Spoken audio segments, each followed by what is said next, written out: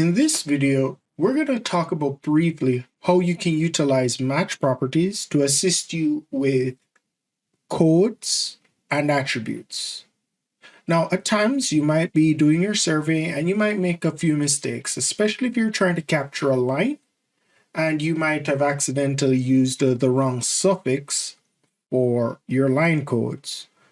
Now, if you try to change that code right away, what's going to happen is the actual code and attributes will go back to their default. So you can see here the default is gravel.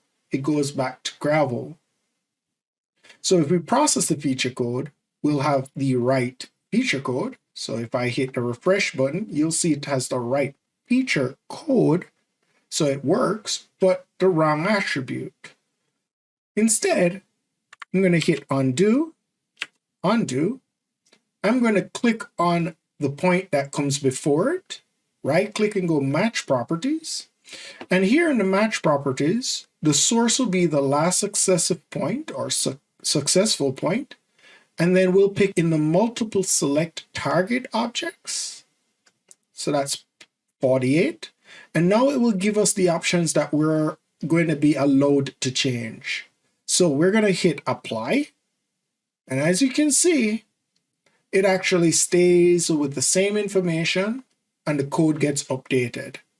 Now we can go ahead and process the feature code. That's more like it. And that's how to actually use match property to help you work with codes and attributes to preserve data.